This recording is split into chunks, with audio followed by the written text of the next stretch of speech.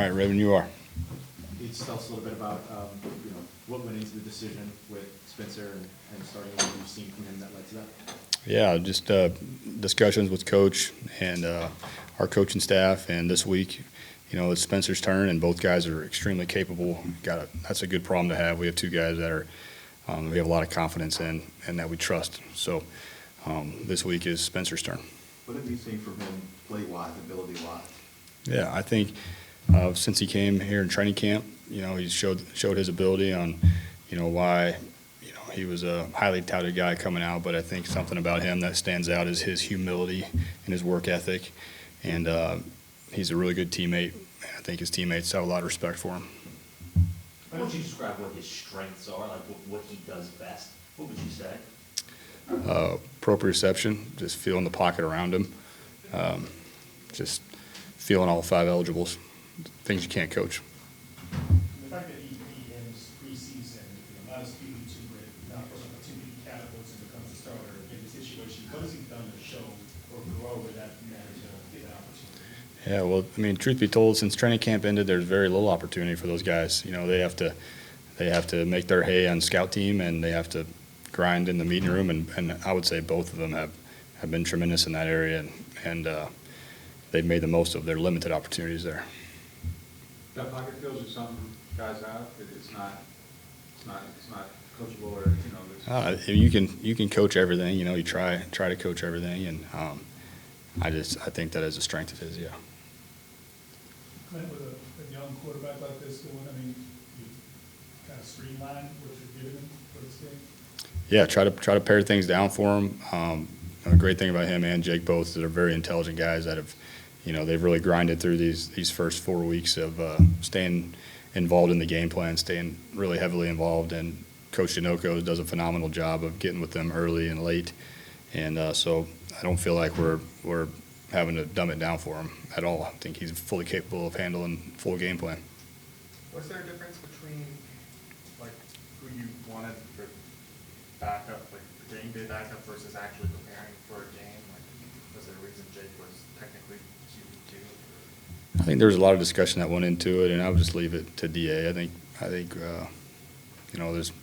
there's been an ongoing discussion, a weekly thing, and I know DA has been very transparent with those guys throughout that it was going to be a week-to-week thing, and it still is.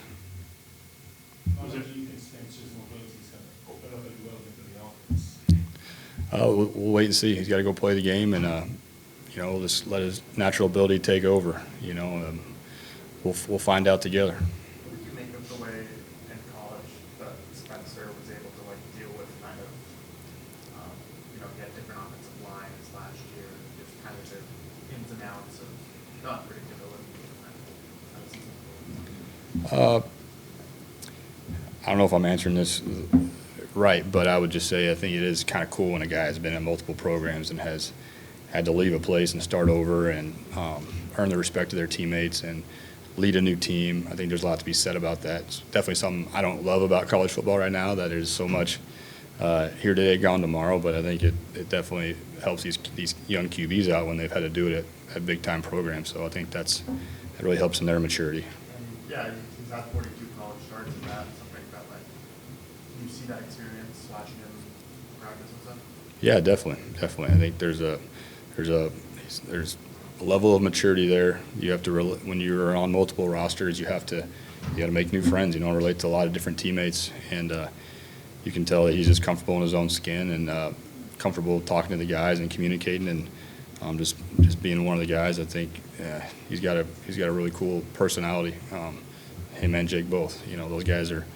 When you're a quarterback, you got to be able to relate to the whole team, and you got to have a little moxie to you, and you got to have confidence. And Derek Carr, Spencer Rattler, and Jake Haener all have that. Is that something you ever have to kind of sit down and kind of talk about, or is it all football? If you do, I think you're in trouble. If you do something, you got to. Hey man, I need you to be excited today and relate to your teammates, and and I'm being serious because you've been being around enough guys. It's just like me asking you, hey, to change your personality. Guys have a certain personality to lead and to be the front man of an organization. That's a real tough quality to have. Not everybody has.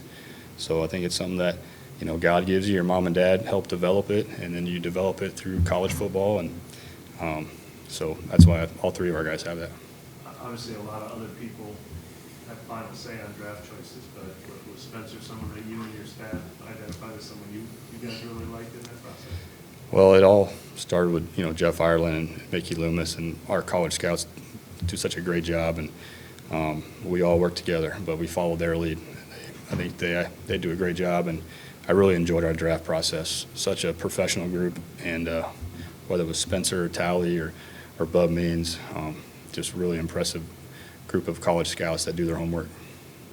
How long will the leash of you, Spencer, things don't go well for you? Yeah, you know, that's not something that I'm really worried about. I think we're worried about giving him success, and that's not something I want him to be worried about either. I want him to go play the game, and if you're worried about your leash and when you're coming out, if you make a mistake, I think you're going to be in trouble. And again, that's something that I think if you make it to this level and you're playing quarterback at this level, you're probably not worried about that, because you just got to have a little swag and you go play, and bad stuff happens, and go to the next down. You know, same with us as an offense. You know, lose some games, who cares? Nobody. We got to go to the next play, go to the next game, and we get a chance to do it. You know, 2 games in a couple days here, which is great therapy. So I'm looking forward to those 2.